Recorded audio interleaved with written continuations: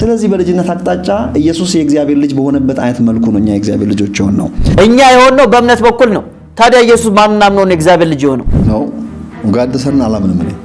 እግዚአብሔር ወልድ ብሎ ነገር የለም፣ ሃይማኖት የፈጠረው ቋንቋ ነው። ስለዚህ እዚህ ጋር የእግዚአብሔር ልጅ ይባላል ሲባል ኦሬዲ የእግዚአብሔር ልጅ ስለሆነ ነው የእግዚአብሔር ልጅ የተባለው እንጂ እሷ ከወለደችው በኋላ አይደለም የእግዚአብሔር ልጅ የተባለው። በረው ግን የሥላሴ አማኝ ነኝ ወቅ በዚህ አይነት ሥላሴን አታምንም? እኔ ነኝ እንደውም ሥላሴን የማምነው። ምክንያቱም ይሄ የኃይሉ ዮሐንስ ሥላሴ ነው እንጂ የሐዋርያቶቹ ያስተማሩ ሥላሴ አይደለም።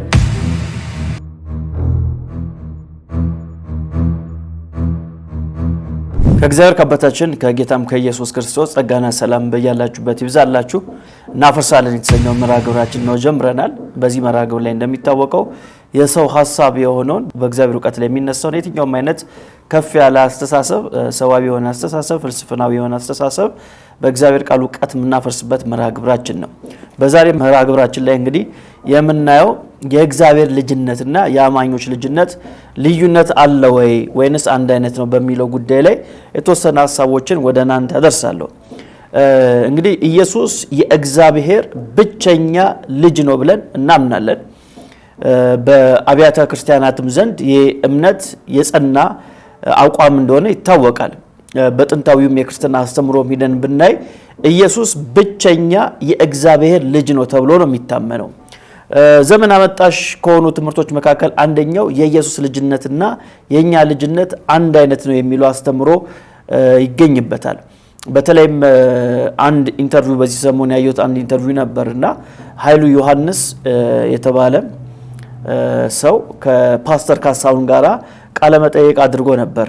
በዛ ቃለ መጠይቅ ላይ እንግዲህ የኢየሱስ ልጅነትና የኛ ልጅነት አንድ አይነት ነው፣ ልዩነት የለውም፣ ኢየሱስ ዘላለማዊ የእግዚአብሔር ልጅ አይደለም፣ በልጅነት አንድ አይነት ነን፣ ምንም አይነት ለውጥ የለንም የሚል ሐሳቦችን ሲያንጸባርቅ ሰምቻለሁና ለኃይሉ ዮሐንስ መልስ ለመስጠት ነው የዛሬው መርሃ ግብር። ለሱ ብቻ ሳይሆን እንደሱ አይነት አስተሳሰብ ያላቸው ሰዎች ካሉ ከዚህ አስተሳሰባቸው እንዲታረሙ በጌታ ፍቅር መናገር ፈልጋለሁ። ምክንያቱም ይሄ ቀላል ስህተት ተብሎ የሚታይ አይደለም፣ ወይም አቻችለን የምንኖረው አይነት ስህተት አይደለም። እንደምታውቁት የተለያየ አስተምሮ ሊኖር ይችላል። አስተምሮ ስላችሁ ምልከታዎች ሊኖሩ ይችላሉ። በአንዳንድ ጉዳዮች ላይ በአብያተ ክርስቲያናት ዘንድ በሁሉ ነገር ላይ አንድ ነን ማለት አይቻልም። ግን መሰረታዊ በሆኑ የክርስትና ትምህርቶች ላይ ግን አንድ አይነት አቋም ሊኖረን ያስፈልጋል። በተለይም ነገረ ክርስቶስ ላይ ማለት ነው። ስለዚህ ነገረ ክርስቶስ ላይ የምንሰጣቸው ትምህርቶች፣ የምንሰጣቸው አስተያየቶች፣ የምንሰጣቸው ምልከታዎች ከመጽሐፍ ቅዱስ አንጻርና ከታሪካዊው ክርስትና አስተምሮ አንጻር ሊፈተሽ የሚያስፈልግ ነገር መሆኑን ልናስምርበት ያስፈልጋል። ስለዚህ ኃይሉ ዮሐንስ በዚህ ጉዳይ ላይ የተናገረውን ሐሳብ እስቲ ሰምተን እንመለስ። ስለዚህ በልጅነት አቅጣጫ ኢየሱስ የእግዚአብሔር ልጅ በሆነበት አይነት መልኩ ነው እኛ የእግዚአብሔር ልጆች የሆነው። ሰዎችን ነገር የሚፈራው ለምንድን ነው? ከኢየሱስ እኩል ልታደርገን ነው ወይ? ኢየሱስ እኮ አምላክ ነው ሰው የሆነው፣ እግዚአብሔር ነው ሰው የሆነው። እኛ እግዚአብሔር አይደለንም፣ እኛ ሰው ነን። እግዚአብሔር ፈጣሪ፣ እኛ ፍጡር ነን። ሰው ሲሆን ግን ፐርፌክት ካሳሁን አንተን ነው እኮ። እንግዲህ ከቪዲዮ መስማት እንደቻል ነው ኃይሉ ዮሐንስ ምንድነው ብሎ የተናገሩት በልጅነት አቅጣጫ ኢየሱስ የእግዚአብሔር ልጅ በሆነበት መልኩ ነው እኛ የእግዚአብሔር ልጆች የሆን ነው። ሰዎች ይህን ነገር የሚፈሩት ከኢየሱስ ጋር እኩል ታደርገን ነው ወይ? እኛ እግዚአብሔር አይደለንም፣ እኛ ሰው ነን። ሰው ሲሆን ግን አንተን ነው የሆነው ከኃጢአት በቀር በማለት ኃይሉ ዮሐንስ ሲናገሩ ሰምተናል። እንግዲህ ከዚህ ንግግራቸው ላይ የተወሰኑ ሐሳቦችን እናንሳ። የመጀመሪያው ነገር በጣም አደገኛ የሆነው አስተምሮ ምን የሚለው ነው? በልጅነት አቅጣጫ ኢየሱስ የእግዚአብሔር ልጅ በሆነበት መልኩ ነው የእግዚአብሔር ልጆች ይሆን ነው የሚለው ንግግር በጣም ኑፋቄ ነው። ይሄ እንግዲህ በቀጥታ ነው መናገረው፣ ኑፋቄ የሆነ አስተምሮ ነው። ኢየሱስ የእግዚአብሔር ልጅ በሆነበት መልኩ አይደለም እኛ የእግዚአብሔር ልጆች ይሆን ነው። ለዚህ ንግግራቸው እንግዲህ ኃይሉ ዮሐንስ አንድም የመጽሐፍ ቅዱስ ማስረጃ አላቀረቡም።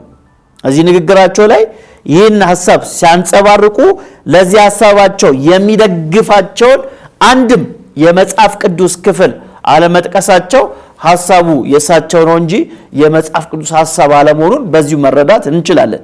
ምክንያቱም መጽሐፍ ቅዱሳችን ኢየሱስ የእግዚአብሔር ልጅ በሆነበት መንገድ ነው እናንተም የእግዚአብሔር ልጆች የሆናችሁት በማለት ያስቀመጠበት አንድም ስፍራ የለም። ሐሳቡን ራሱ አናገኘው። እንኳን ቃል በቃል እንደዚህ ሊያስቀምጥ ይቀርና እንደዛም ላንጠብቅ እንችላለን። ግን ሐሳቡን ቢያንስ መጽሐፉ ሊይዞ ይገባ ነበር። ግን መጽሐፍ ቅዱሳችን ላይ አናገኝም። ለምን ከተባለ ኢየሱስ የእግዚአብሔር ልጅ በሆነበት መንገድ አይደለም እኛ የእግዚአብሔር ልጆች የሆን ነው። እንዴት ከተባለ ለዚህ አጭሩ መልስ እኛ የእግዚአብሔር ልጆች የሆን ነው እንዴት ነው እንዴት ነው የእግዚአብሔር ልጅ የሆን ነው? ለምሳሌ ኃይሉ ዮሐንስ የእግዚአብሔር ልጅ ነኝ ብሎ ያምናሉ። ግን እሳቸው የእግዚአብሔር ልጅ የሆኑበት መንገድ እንዴት ነው ብዬ በጠይቃቸው በእምነት ነው የሚሉኝ አይደል? አምኜ ነው የሚሉኝ። ከዚህ ውጪ መልስ ሊሰጡኝ አይችሉም። ለምን ከተባለ ከዚህ ውጪ መልስ ከሰጡኝ ከመጽሐፍ ቅዱስ ሐሳብ እየወጡ ነው። ለምሳሌ ዮሐንስ ወንጌል ምዕራፍ 1 ቁጥር 12 ላይ ለተቀበሉት በስሙ ለሚያምኑ የእግዚአብሔር ልጆች የሆኑ ዘንድ ስልጣንን ሰጣቸው ይላል። ይሄ ብቻ አይደለም። ሐዋርያው ጳውሎስም በዚህ በገላትያ መልእክቱ ላይ ምዕራፍ 3 ከቁጥር 26 ጀምሮ እንደዚህ ይላል፣ በእምነት በኩል ሁላችሁ በክርስቶስ ኢየሱስ የእግዚአብሔር ልጆች ናችሁና። ተመልከቱ፣ በምን በኩል? በእምነት በኩል ሁላችሁም በክርስቶስ ኢየሱስ የእግዚአብሔር ልጆች ናችሁና። ስለዚህ አንድ ሰው የእግዚአብሔር ልጅ የሚሆነው በምን በኩል ነው ከተባለ በእምነት በኩል ነው። ሐዋርያው ዮሐንስ የነገረን ይሄን ነው።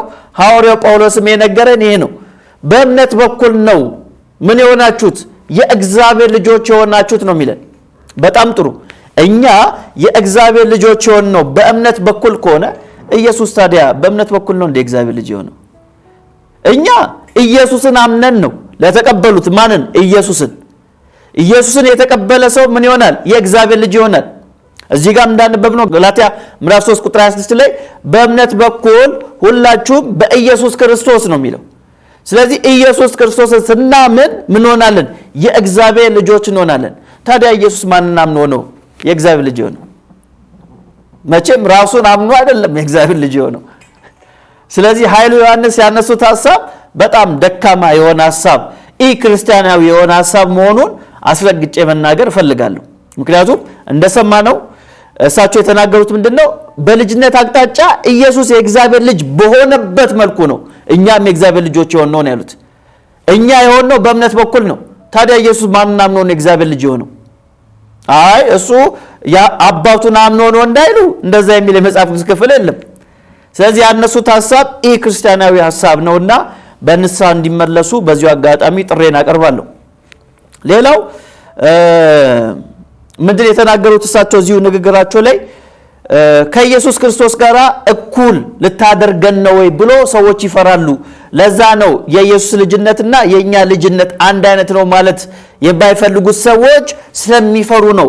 ፍራቻ ስላለባቸው ነው። ምን የሚል ፍራቻ? ከኢየሱስ ጋር እኩል ነን የሚል ሐሳብን እንዳይዙ ሰዎች ይህን ሐሳብ አይቀበሉም የሚል ሐሳብን ሲያንጸባርቁ ሰምተናል። ከዛ በኋላ ምንድን ነው ያሉት? ኢየሱስ ሰው ሲሆን ግን አንተን ነው የሆነው ከኃጢአት በቀር አሉ። እውነት ነው። በዚህኛው ሐሳብ እንስማማለን። ኢየሱስ ሰው ሲሆን ሰው በሆነው ማንነት ከኔ ጋራ አንድ አይነት ነው ወይም እኩል ነው። ምን ማለት ነው? ኢየሱስ ሰው ነው፣ እኔም ሰው ነኝ አይደል?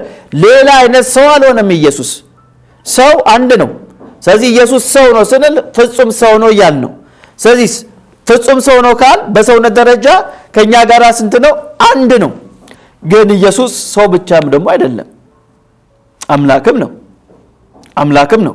ስለዚህ የእግዚአብሔር ልጅነትና እሳቸው ባመጡበት መንገድ ሰው የሚለው ኮንሰፕት ሁለቱ የተለያዩ ሐሳቦች ናቸው እንጂ አንድ አይነት ሐሳቦች አለመሆኑን መረዳት ያስፈልጋል። መጽሐፍም ከኃጢአት በቀር በነገር ሁሉ እኛን መሰለ ሲል ከሰውነት አንጻር ነው እንጂ እርሱ ከሆነው ከዘላለማዊ ልጅነቱ አንጻር አይደለም። አውዱን ብናይ የእግዚአብሔር ልጅነት ከሚለው ሐሳብ ጋር አገናኝቶ አይደለም ሐዋርያው ጳውሎስም ይህን ሐሳብ ያንጸባረቅልን። ስለዚህ ሁለት ሐሳቦችን አደበላቆ የመናገር ሐሳብ ከሳቸው መስማት ችለናል። ግን በጣም የገረመኝ ነገር እዚሁ ቃለ መጠይቅ ላይ ይህን ሐሳብ ደግሞ ሲናገሩ ሰምተናል። ለዚህ ነው ከሞት በተነሳ ጊዜ ወደ አባቴና ወደ አባታችሁ ወደ አምላኬና ወደ አምላካችሁ ያለው። አዎ ምንድነው ያሉት? ወደ አባቴና ወደ አባታችሁ ወደ አምላኬና ወደ አምላካችሁ ብሎ ኢየሱስ ተናግሯል አሉ። ታዲያ ይህን ቃል ካመኑ ታዲያ እንዴት ነው የኢየሱስ ልጅነትና የኛ ልጅነት አንድ አይነት ነው የሚሉት? ራሱ ጌታ ኢየሱስ ምንድነው ያለው? ወደ አባቴና ወደ አባታችሁ ወደ አምላኬና ወደ አምላካችሁ ነው ያለው እንጂ ጨፍልቆ በአንድነት ወደ አባታችን አላላቸው፣ ወደ አምላካችን አላለም። ልዩነት አለ። እግዚአብሔር ለነሱ አባት የሆነበት መንገድና ለኢየሱስ አባት የሆነበት መንገድ ይለያያል። አብ ለነሱ ለደቀ መዛሙርቶቹ አምላክ የተባለበት መንገድና ለጌታ ለኢየሱስ ክርስቶስ አምላክ የተባለበት መንገድ ይለያያል። ራሱ ኢየሱስ ነጥሎ የተናገረውን ሐሳብ ሐዋርያው ዮሐንስ ግን መጥተው አይ አንድ አይነት ነን ይላሉ። ይህ ፈጽሞ ስህተት ነው። ራሱ ጌታ ወደ አባቴና ወደ አባታችሁ ወደ አምላኬና ወደ አምላካችሁ ብሎ ለያይቶታል። ስለዚህ አብ ለኢየሱስ አባት የሆነበት መንገድና ለኛ አባት የሆነበት መንገድ የሰማይና የምድር ያክል ከዛም በላይ ልዩነት አለው። ሁለት የማይነጻጸሩ ሐሳቦች መሆናቸውን በዚሁ መናገር ፈልጋለሁ። ሌላው እንግዲህ እዚሁ ኢንተርቪው ላይ ኃይሉ ዮሐንስ ይህንን ነገር ሲናገሩ ሰምተናል። ወገኖቼ 5 ደቂቃ ነው ያልኩት። ኢየሱስ ክርስቶስ ለዘላለም የእግዚአብሔር ልጅ አልነበረም። this is me ናካስሽ ምን እንደሚያምን አላውቅም። እሱን አልጠየቅኩትም፣ ልጠይቀውም አልፈልግም፣ ላጣላውም አልፈልግም። ያዘው የራስህን ቤትህን አከብራለሁ። ኢየሱስ ለዘላለም የእግዚአብሔር ልጅ አልነበረም። የእግዚአብሔር ልጅ የሆነው ቃልም ሥጋ ሆነ ከተባለበት ሰዓት ጀምሮ ነው። ከዚያ በፊት ሁሉን የሚችል አምላካችን ከሥላሴ አካል ሁለተኛው ፐርሰን ነው። እግዚአብሔር ነው እሱ። እግዚአብሔር የእግዚአብሔር ልጅ አይደለም። የእግዚአብሔር ልጅ የመባሉ ዓላማ ሰዋዊ ባህሪ በያዘበት ጊዜ ነው። የሰው ልጅ የእግዚአብሔር ልጅ ነው። ይሄኛው አቋማቸው እንግዲህ እንደ አቋማቸውን እናከብራለን፣ ግን በጣም ስህተት የሆነ አቋም ነው። ምንድነው ያሉት? ኢየሱስ ክርስቶስ ለዘላለም የእግዚአብሔር ልጅ አልነበረም። የእግዚአብሔር ልጅ የተባለው ቃልም ሥጋ ሆነ ከተባለ ጀምሮ ነው። እግዚአብሔር የእግዚአብሔር ልጅ አይደለም። የእግዚአብሔር ልጅ የተባለበት ዓላማ ሰዋዊ ባህሪ በያዘበት ጊዜ ነው አሉ። አሁን በጣም በሚያሳዝን ሁኔታ ለዚህ ሐሳባቸው መጽሐፍ ቅዱሳዊ ድጋፍን አልሰጡንም። ምንድነው ያሉት? የእግዚአብሔር ልጅ የተባለው ቃልም ሥጋ ሆነ ከተባለ ጀምሮ ነው አሉ። ለዚህ ንግግሮት አንድ የመጽሐፍ ቅዱስ ክፍል ይስጡን። ምንም የማያሻማ የመጽሐፍ ቅዱስ ክፍል እንዲሰጡን እንጠይቃለን። ምክንያቱም ሐዋርያው ዮሐንስ ምንድነው ያለን? ዮሐንስ 1:14 ላይ ቃልም ሥጋ ሆነ ጸጋና እውነትን ተሞልቶ በእኛ አደረ ነው የሚለው። ስለዚህ እዛ ጋር ሐዋርያው እየነገረን ያለው ነገር ምንድነው? ቃል ምን ሆነ? ሰው ሆነ እያለን ነው። ከዛ ውጪ ኃይሉ ዮሐንስ እንደተናገሩት የእግዚአብሔር ልጅ የተባለው ቃል ሥጋ ከሆነ በኋላ ነው የሚል ሐሳብ የለውም። ሐዋርያው እንደዚህ ብሎ አላስተማረም። እሳቸው ከየት አገኙት ብንል የቀዱበት ምንጭ የላቸው። ከየትኛው መምህሬን ትምህርት አገኙት ብንል ይህን ትምህርት የያዘ ሐዋርያም የለም፣ ሐዋርያነ አቦም የለም። በቤተክርስቲያን ታሪክ ውስጥ ብናይ እንደዚህ አይነት እምነት የለም።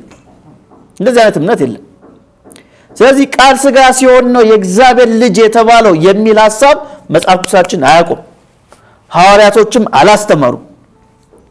ከዛ ምን አሉ? የእግዚአብሔር ልጅ የተባለበት ዓላማ ሰዋዊ ባህሪ በያዘበት ጊዜ ነው አሉ። ምንድነው ማስረጃዎት? ለዚህስ ማስረጃ አሉት? የለም። ስለየለም ነው ያልጠቀሱት። ለምሳሌ በጣም አንዳንድ ሐሳብ የሚያነሱ ሰዎች ምን ይላሉ? የሉቃስ ወንጌል ምዕራፍ 1 ላይ ያለውን ሐሳብ ይጠቅሳሉ። ገብርኤል መጥቶ ለማርያም ሲያበስራት እንደዚህ ብሏታል። የሉቃስ ወንጌል ምዕራፍ 1 ቁጥር 35 ላይ እንደዚህ ይላል። መልአኩም መልሶ እንዲህ አላት፣ መንፈስ ቅዱስ ባንቺ ላይ ይመጣል፣ የልዑልም ኃይል ይጸልልሻል። ስለዚህም ደግሞ ካንቺ የሚወለደው ቅዱስ የእግዚአብሔር ልጅ ይባላል ብሏታል።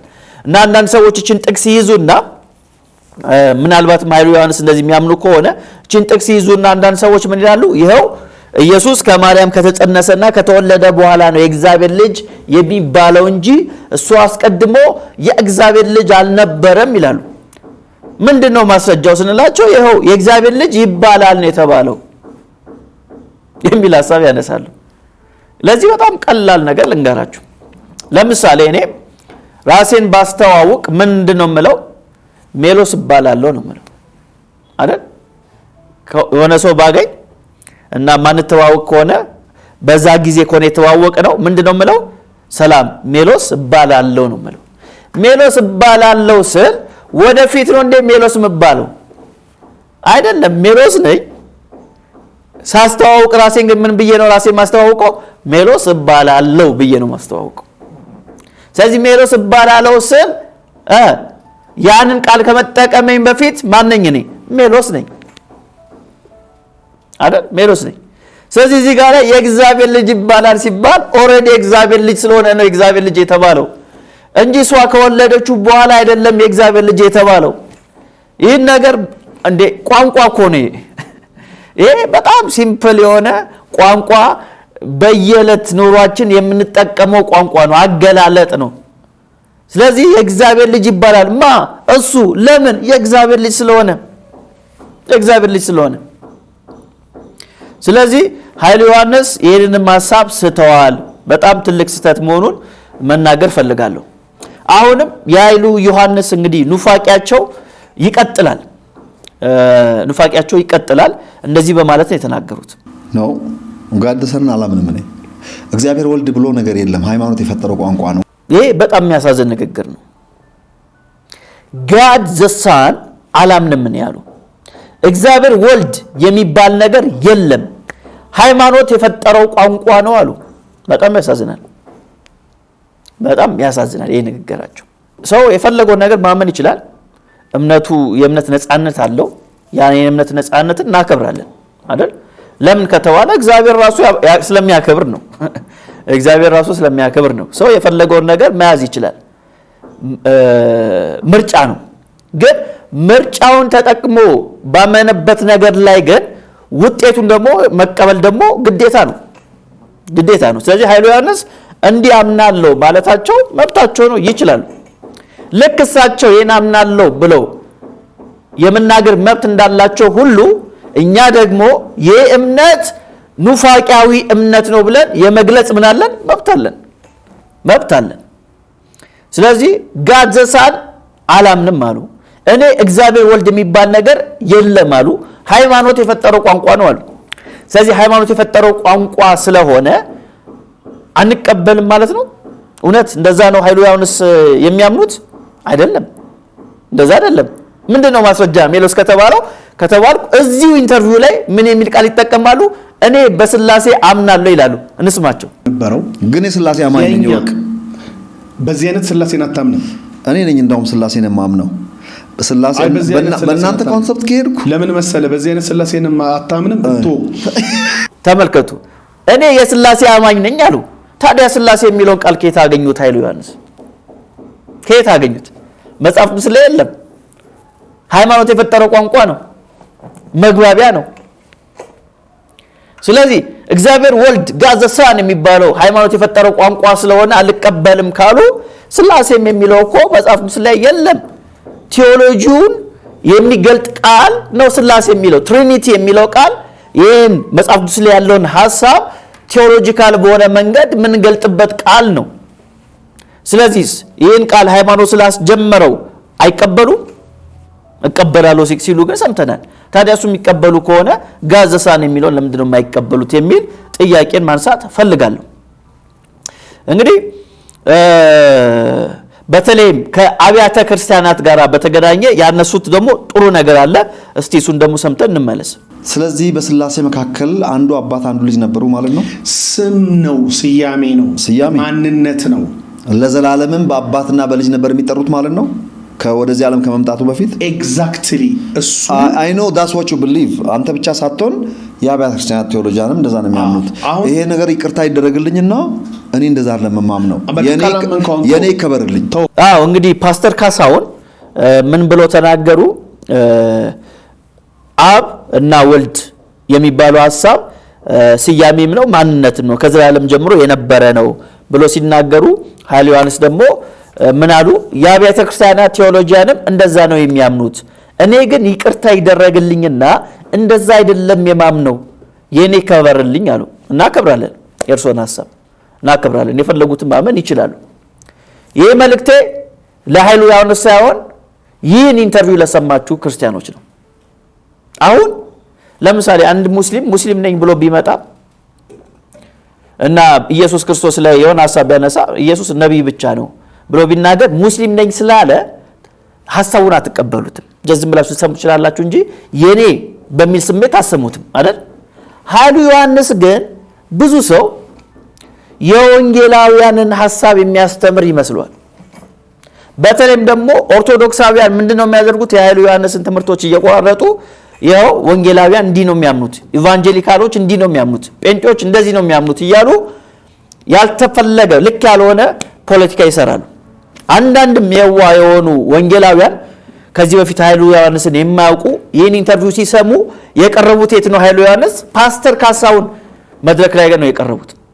ፓስተር ካሳሁን በኢቫንጀሊካል ቤተ እምነት ወይም ደግሞ በኢቫንጀሊካል አካባቢ የሚታወቁ መጋቢ ናቸው።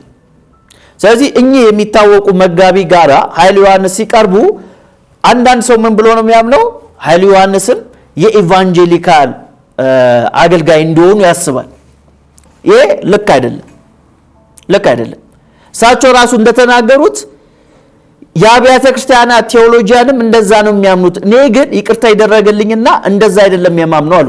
ስለዚህ እንደ አብያተ ክርስቲያናቱ ማያምኑ ከሆኑ እርሶ ክርስቲያን አይደሉም።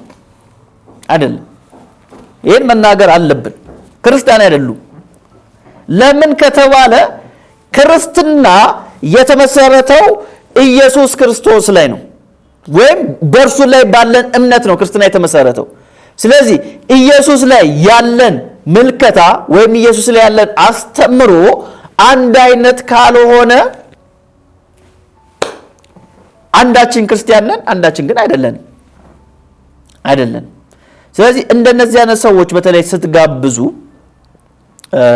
ክርስቲያኖች፣ ወንጌላውያን፣ መጋቢዎች ስትጋብዙ በጣም ጥንቃቄ ብታደርጉ መልካም ነው ብዬ አስባለሁ። ምክንያቱም አንዳንድ ሰዎች ሊስቱ ይችላሉ። ይህን ሐሳብ ሲሰሙ የኃይሉ ዮሐንስ ትምህርት የወንጌላውያንም እንደሆነ ሊያስቡ ይችላሉ። አንዳንድ ሰው ሙሉ ኢንተርቪው እንኳን አይሰማም አይደል? ሊያቋርጥ ይችላል። ኃይሉ ዮሐንስን ከመናገራቸው በፊት ያለውን ሐሳብ አንድ ሰው ሰምቶ ኃይሉ ዮሐንስን ሲናገሩ ባይሰማ ይሄ ሐሳብ የአብያተ ክርስቲያናት ሐሳብ ነው ብሎ አንድ ሰው በተለይ አዲስ ክርስቲያን ከሆነ ሊስት ይችላል። ስለዚህ እንደነዚህ አይነት ሰዎች ስትጋብዙ እኔ አንዳንዴ ዓላማው አይታየኝም። ለምንድን ነው የምትጋብዙት? ዲቤት ከሆነ መልካም፣ እሱም ሐሳቡን ያቀርባል፣ ፓስተር ካሳሁንም ሐሳባቸውን ያቀርባሉ፣ በዛ መነጋገር ይቻላል። ግን እንደ ኢንተርቪው እንደዚህ አይነት ሰው መጋበዝ እኔ ጥቅሙ አይታየኝምና እንደው ትክክለኛ የክርስትናን ትምህርት የሚያስተምሩ መንፈሳዊ ሕይወታቸውም ጥሩ የሆኑ ሰዎችን ብትጋብዙ መልካም ነው ብዬ አስባለሁ። ምክንያቱም መንፈሳዊ ሕይወት የሚገነባው ጤናማ ከሆነ የክርስትና አስተምሮ ነው አይደል? አንድ ሰው ሰማለሁ ኃይሉ ዮሐንስ ጥሩ ምግባር ያላቸው ሰው እንደሆኑ አንዳንድ ሰዎች ሲናገሩ ሰማለሁ። እኔ ፐርሰናሊ ባላቃቸው ግን እንደዚህ አይነት ምስክርነትን ሰማለሁ ሚዲያ ላይ። ያ ጥሩ ነው፣ ሰው ጥሩ ምግባር ስላለው ጥሩ ነው። ግን ጥሩ ያልሆነ ግን አስተምሮ ከያዘ የያዘውን ጥሩ ምግባር ጥሩ ያልሆነ አስተምሮ ምን ያደርግበታል? ያበላሽበታል። እኛ ደግሞ እንደ ክርስቲያን ምሳሌ አድርገን ልናያቸው የሚገቡ ሰዎች፣ ልንሰማቸው የሚገቡ ሰዎች ምን አይነት ናቸው ከተባለ ጤናማ አስተምሮ ያላቸውና ጤናማ ሕይወት ያላቸው ነው። ከሁለቱ አንዱ ቢጓደል ልክ አይሆንም። ስለዚህ እሳቸው ይቅርታ ይደረግልኝ፣ እኔ እንደዛ አይደለም የማምነው የኔ ከበርልኝ ብሏል። የእርሶን እናከብራለን። ግን ይህ አስተምሮታቸው የአብያተ ክርስቲያናት አስተምሮ አለመሆኑን በዚሁ ልናሰምሮ ያስፈልጋል። ፓስተር ካሳሁንም ምን ብሎ ነው የመለሰላቸው? የሥላሴ አማኝ ነኝ፣ ይሄ ይታወቅልኝ፣ በሥላሴ ነው ማምነው ሲሉ ኃይሉ ዮሐንስ አይ በሥላሴማ አታምንም ሲሉ ሰምተናቸው እስቲ እንስማ። ነበረው ግን የሥላሴ አማኝ ነኝ ወቅ በዚህ አይነት ሥላሴን አታምንም? እኔ ነኝ እንደውም ሥላሴን ማምነው። በሥላሴ በእናንተ ኮንሰፕት ከሄድኩ ለምን መሰለ በዚህ አይነት ሥላሴን አታምንም? አዎ ምክንያቱም ይሄ የኃይሉ ዮሐንስ የሆነ የሥላሴ አስተምሮ ነው እንጂ የመጽሐፍ ቅዱሱ የሥላሴ አስተምሮ አይደለም ኃይሉ ዮሐንስ የሚያስተምሩት። ስለዚህ ፓስተር ካሳሁን እዚህ ጋራ አይ በሥላሴ አታምንም እንዲማ ከሆነ በሥላሴ አታምንም ማለታቸው በጣም ትክክለኛ ንግግር ነው። በጣም ትክክለኛ ንግግር ነው። ምክንያቱም ይሄ የኃይሉ ዮሐንስ ሥላሴ ነው እንጂ የሐዋርያቶቹ ያስተማሩ ሥላሴ አይደለም። የአብያተ ክርስቲያናትም ሥላሴ አይደለም። የመጽሐፉ ሥላሴ አብ፣ ወልድ፣ መንፈስ ቅዱስ ነው። ይሄ ደግሞ ከዘላለም ዘመናት በፊት የነበረ ነው እንጂ ኢየሱስ ከተወለደ ወይም ደግሞ ቃል ሥጋ ከሆነ በኋላ የመጣ መጠሪያ ብቻ የሆነ ስያሜ አይደለም። ይሄ አስተምሮ በጥንታዊቷም ቤተክርስቲያን ይታመን የነበረ አስተምሮ ነው። ለምሳሌ ናትናቴዎስ ኤክስፖዚቶ ፊዴ ወይም ስቴትመንት ኦፍ ፌዝ ላይ እንደዚህ ብሎ ነበር የሚናገሩት we believe in one unbegotten God, Father Almighty, maker of all things, both visible and invisible, that has being from himself, and in one only begotten Word, wisdom, Son, begotten of the Father, without beginning and internally word, not pronounced nor mental በማለት የተናገሩት። አሁን እዚህ ጋራ ኢየሱስ እንዴት ብሎ ነው የገለጡት? አንድያ ልጅ ቢጎትን only begotten word ተመልከቱ። word, wisdom, son የሚለውን ሶስቱን በአንድነት ነው ያስቀመጡት። እንደዚህ ነበር የሚያምኑት። ስቴትመንት ኦፍ ፌዝ ላይ እናገኘዋለን ወይም ኤክስፖዚቶ ፊዴ በላቲኑ በሚባሉ አንቀጽ ላይ ይህን ማግኘት እንችላለን። የእምነት አቋማቸው የናትናቴዎስ እንደዚህ ነው። ከዘላለም ዘመናት በፊት አንድያ ልጅ በሆነው ያልተፈጠረ በሆነው በእርሱ እናምናለን ነው። የኒቂያ ጉባኤ ላይ ሄደን ብናይ ምናገኘው ተመሳሳይ ነገር ነው። የኒቂያ ጉባኤ ማለት በ325 ላይ የተደረገው ጉባኤ ነው። እዛ ላይ የነበራቸው የእምነት አንቀጻቸው ምን ይላል ከተባለ በአንድ አምላክ እናምናለን፣ ሁሉን የያዘ አባት፣ ሁሉን የፈጠረ የሚታየውና የማይታየውን ተመልከቱ።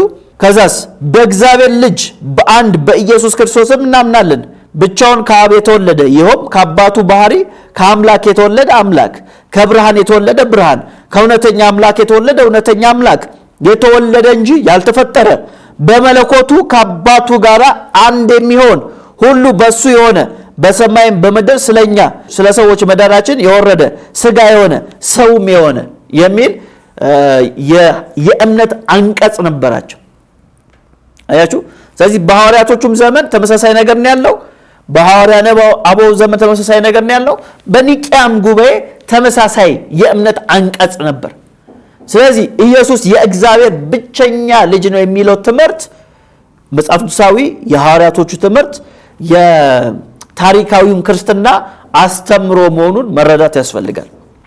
አሁን ታዲያ እንደዚህ ከተባለ ምንድነው ልዩነቱ የሚለው ላይ የተወሰነ ሐሳቦችን ለማንሳት ልሞክር። በተለይ እንደምታውቁት ያልተገለጡ ገጾች የሚል አዲስ መጽሐፍ አዘጋጅቻለሁ። እዚህ መጽሐፍ ላይ የኛ ልጅነትና የኢየሱስ ልጅነት ያለውን ልዩነት በሚገባ አድርጌ አስፍሬ አስቀምጫለሁ። ስለዚህ ይህን መጽሐፍ ያላነበባችሁ ሰዎች ያልተገለጡ ገጾችን ገዝታችሁ እንድታነቡ በዚህ አጋጣሚ መናገር ፈልጋለሁ። ምናልባት ኃይሉ ዮሐንስም ኢትዮጵያ ውስጥ ካሉ ይህን መጽሐፍ ቢያዩት እንዲያዩት እመክራለሁ ማለት ነው። ምንድነው እዚህ ጋር ካስቀመጥኩት ሐሳቦች መካከል የተወሰኑት ነገር ላንሳ። ወደ 10 ነጥቦችን ያስቀመጥኩት የኛ ልጅነትና የኢየሱስ ልጅነት እንዴት እንደሚለያይ ከዛ ውስጥ ከ10 ውስጥ የተወሰነውን ብቻ ላንሳ። ቀሪውን እናንተ ገዝታችሁ አንብቡት። የመጀመሪያው ነገር ቅድም ያነሳሁት ነገር ነው። ኢየሱስ የእግዚአብሔር ልጅ የተባለው በማንነቱ ነው እንጂ አምኖ ልጅነትን አልተቀበለም። እኛ ግን ልጅ የሆነው የኢየሱስን ልጅነት አምነን በመቀበል ነው። ይሄ ልዩነት እንዳለው ልጅነታችን ያሳያል። እኛ አምነን የተቀበልነው ማን ያመንነው? ኢየሱስን። ማን ብለን ያመንነው? የእግዚአብሔር ልጅ ነው ብለን ያመንነው። የእግዚአብሔር ልጅ ነው ብለን ያመንነው። ይሄ አንደኛው ልዩነታችን ነው። ሌላው የኢየሱስ ልጅነት የተወለደ እንጂ የተፈጠረ አይደለም። ይሄ መሰረታዊ ሐሳብ ነው። የኢየሱስ ልጅነት የተወለደ እንጂ የተፈጠረ አይደለም። ቅድም በኒቅያም የእምነት አቋም ላይ እንዳየነው የተወለደ እንጂ የተፈጠረ አይደለም ልጅነቱ። የኛ እስከተባለ እኛ ከተፈጠርን በኋላ ነው ልጆች የተባልነው፣ ወይም ከተፈጠርን በኋላ ኢየሱስን አምነን ነው ልጅነትን የተቀበልነው። ይሄ ሌላኛው መሰረታዊ ልዩነታችን መሆኑን በዚህ መገንዘብ እንችላለን። ሌላው የኢየሱስ ልጅነት የቤተ ክርስቲያን መሰረት ነው። እንዴት ካላችሁኝ የማቴዎስ ወንጌል ምዕራፍ 16 ከቁጥር 13 ጀምሮ እንደምናነበው ጴጥሮስ ምን ብሎ ተናገረ? አንተ ክርስቶስ የሕያው የእግዚአብሔር ልጅ ነህ ሲለው ኢየሱስ ምን አለው? በዚች አንተ ጴጥሮስ ነህ፣ በዚች ዓለት ላይ ቤተክርስቲያኔን እሰራለሁ አለው። በጴጥሮስ ንግግር ወይም ጴጥሮስ ባመነው በተናገረው ንግግር ላይ ነው አንተ ክርስቶስ የሕያው የእግዚአብሔር ልጅ ነህ በሚለው ስቴትመንት ላይ ነው ቤተክርስቲያን የተመሰረተችው። ስለዚህ የቤተክርስቲያን መሰረት ምንድነው ከተባለ የኢየሱስ ልጅነት ነው። የኔና የናንተ ልጅነትስ? የኔና የናንተ ልጅነት የቤተክርስቲያን መሰረት ነው ወይ? አይደለም፣ ሊሆን አይችልም። ኃይሉ ዮሐንስ እንደተናገሩት እኔና ኢየሱስ ልጅነታችን አንድ ከሆነማ የኔም ልጅነት የቤተክርስቲያን መሰረት ሊሆን ይገባ ነበር፣ ግን አይደለም። የኢየሱስ ልጅነት የቤተክርስቲያን መሰረት ሲሆን የኛ ልጅነት ግን የቤተክርስቲያን አካል ለመሆን ነው። ይሄ ልጅነት አለው። የኢየሱስ ልጅነት የቤተክርስቲያን መሰረት ነው። የኛ ልጅነት ደግሞ የቤተክርስቲያን አካል ለመሆን ነው። ልክ ኢየሱስ እናምን ልጆች እንሆናለን፣ አካል ውስጥ እንገጠማለን ማለት ነው። ሌላው የኢየሱስ ልጅነት ለጥምቀት መሰረት ነው። መሰረት ለምሳሌ ማቴዎስ ወንጌል ምዕራፍ 28 ላይ እንደምናነበው በአብ በወልድ በመንፈስ ቅዱስ ስም እያጠመቃችሁ ነው የሚለው አይደል? ስለዚህ የኢየሱስ ልጅነት ለጥምቀት ምንድነው? መሰረት ነው። በወልድ ነው የሚለው፣ በልጅ ነው የሚለን። የኛ ልጅነት ስንል እኛ ለመጠመቅ የኢየሱስን ልጅነት መቀበልና ማመን ያስፈልገናል። አያችሁ፣ እኛ ለመጠመቅ ምንጠመቀው በልጅነቱ አምነን ነው።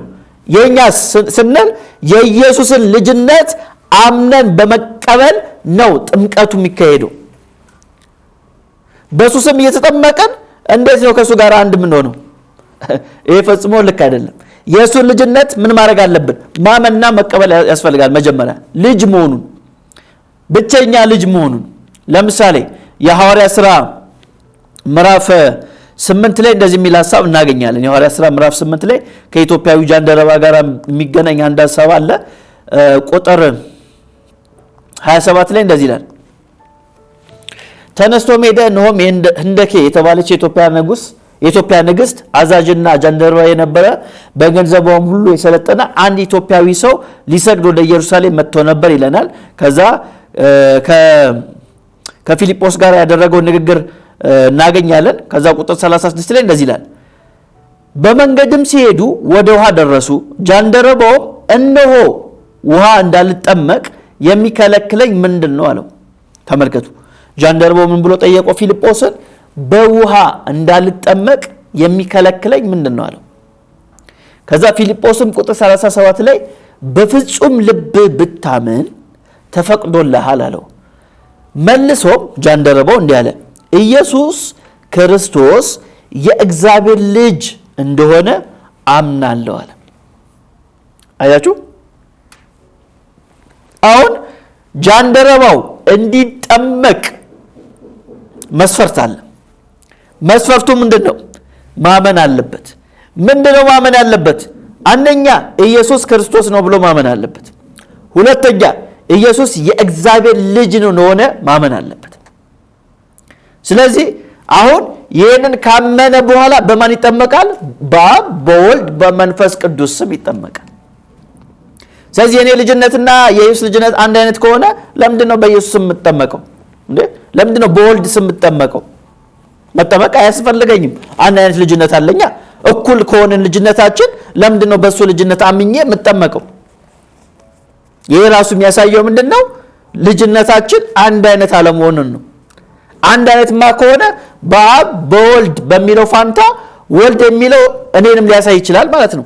ልጅነታችን አንድ አይነት ከሆነ ምክንያቱም እዛ ጋር ልጅ ብቻ ነው የሚለው ስለዚህ ልጅነቱ ከኔ ልጅነት ጋር አንድ አይነት ከሆነ በእኔም ስም መጠመቅ ይቻላል ማለት ነው። ግን ይሄ ፈጽሞ ልክ ያልሆነ አስተምሮ መሆኑን መረዳት ያስፈልጋል።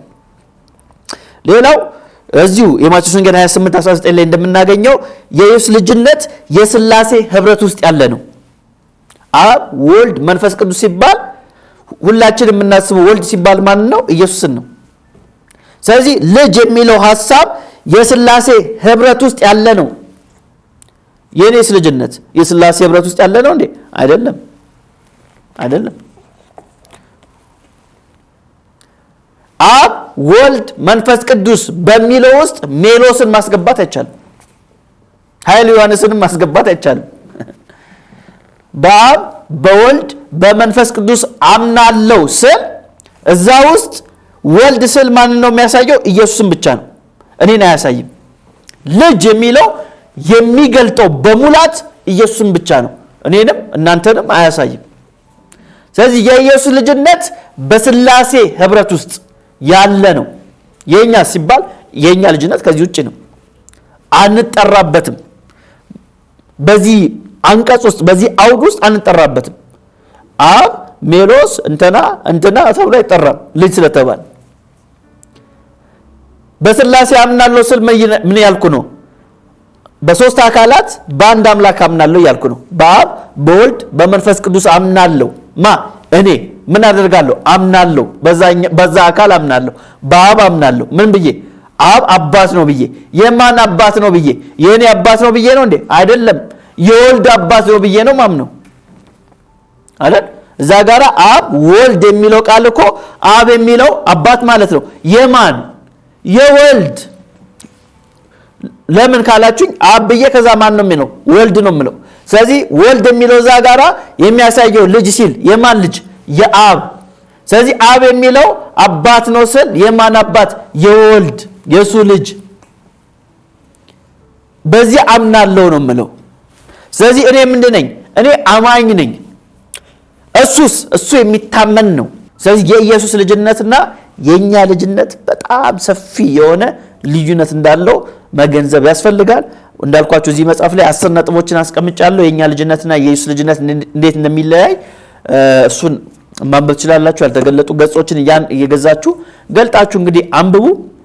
ስለዚህ በስተመጨረሻም የኃይሉ ዮሐንስ ትምህርት የአብያተ ክርስቲያናት ትምህርት አይደለም፣ የመጽሐፍ ቅዱስ አስተምሮ አይደለም፣ ሐዋርያቶች ያስተማሩት ትምህርት አይደለም። የእሳቸውና የእሳቸው ብቻ ትምህርት መሆኑን ልናውቅና ልንገነዘብ ያስፈልጋል። እኛን አይወክሉም፣ ተሐድሶአውያንም አይወክሉም፣ የወንጌላውያንም አስተምሮ አይደለምና ኢቫንጀሊካንንም አይወክሉም። በአጠቃላይ የክርስትና አስተምሮ አይደለም። እንደ ግለሰብ የእሳቸው አስተምሮ ነው፣ እንደ ሰው እናከብርላቸዋለን። ግን ከዚህ ትምህርት ጋር ህብረት የለንም፣ አንድነት የለንም፣ መመሳሰል የለንም። የተለያየ አስተምሮ ስለያዝን እንደውም ኑፋቂያዊ አስተምሮ እንደሆነ አበክረን እናምናለን። የዛሬው መርሃ ግብራችን በዚህ ላይ ፈጽመናል። ሳምንት በሌላ ርዕሰ ጉዳይ ላይ እስከምንገናኝ የአብ ፍቅር፣ የወልድ ቸርነት፣ የመንፈስ ቅዱስ ህብረት ከሁላችን ጋር ይሁን።